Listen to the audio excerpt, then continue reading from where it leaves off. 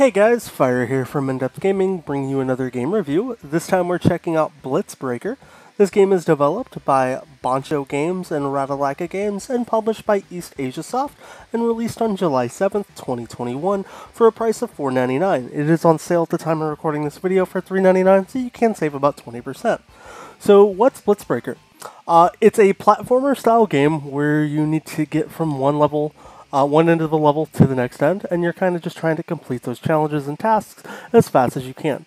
The controls are super simplistic. You move up, down, left, right, and hit A to jump when you're standing.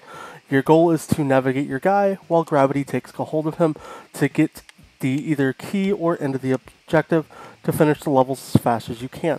Now, some levels are going to get more challenging as you're going to be introduced to new mechanics, whether it's breakable walls or keyed areas that you have to try to traverse through.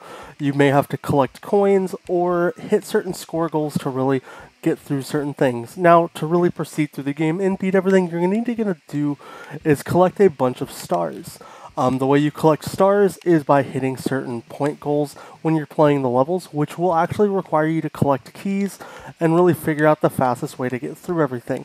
Now, what's really cool is the game does kind of ramp up the difficulty for you pretty quickly, but I do feel like the ability to just really take your time and practice on the levels gives you a perfect little kind of learning curved window to really figure out how to beat the levels. One thing that I do enjoy is that it sets expectations of being a challenging game, but doesn't force you to have to spend like 30 minutes, 40 minutes trying to figure out how to beat one level. Most of the levels in this game are pretty short little stages that are going to be pretty easy for you to really get through and complete for the most part. I think really the only challenging areas you get into are some of the boss areas when you're kind of limited on the time that you have to play through the levels, as well as having to really fight against the clock to get things done, or figuring out maybe the correct pathways. There's going to be some areas that will seem quite impossible, but I do promise you that it's not anything that's too difficult. You might just need to slow down and pace yourself when it comes to figuring out what to do. One thing that I did really enjoy with this game is that although it seems like a very difficult game, it's not in all sense something that's going to be too hard or challenging for the average gamer. You just really need to take your time and figure out how things work. I think the most challenging thing that you're really going to encounter is figuring out how to get the treadmills to work either to your advantage or not to your advantage and really navigate around the map when you're playing. One thing that I did find that was really cool is trying to figure out how to use gravity to my advantage to burn through stages and really get through things as quick as possible. I didn't find the achievements to be too overbearing or too over difficult when you are playing this game. I think for the most part you just need to get a certain amount of stars and a certain amount of points while playing through the story. You'll get the 10,000 points if you've collected your first 25 stars, roughly around the first 3.5 chapters of the game, and a lot of the stars are honestly not too overbearing or too difficult to really get through and collect. I'll show you really quickly the stars that I managed to pick up. So this is going to be Area 1, where you're going to see that I picked up all 9 stars, so it's nothing too difficult. Area 2, I managed to pick up all 9.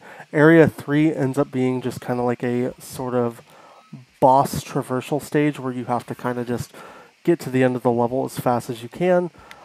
So as you can see, we do have a video on the channel here. I'll give it a shot while trying to do the review, although trying to speed through this and talk at the same time will be a little challenging. This is probably the most challenging part of the game that you're going to have to really get through and figure out how to do, and it's just navigating different areas. So yeah, I'm going to go ahead and fail here. So let's back out here to the main menu, and I'll just kind of show you also what Area 2-1 looks like, where I managed to get 8 of the stars. It's not too hard to get all these stars, and a lot of the levels aren't going to be too, challenging. It's just kind of that Boss World 3, which we do have a guide up on the channel that'll show you a good pathway to complete that, as well as some of the later stages in 1-3 that you really need to complete. Overall, though, this is actually a really fun platformer, and I've really enjoyed going through it and playing it.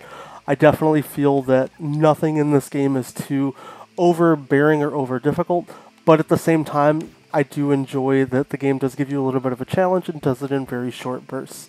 It gives me almost like a N+ kind of vibe if I was also playing super Meat Boy trying to really figure out how everything works.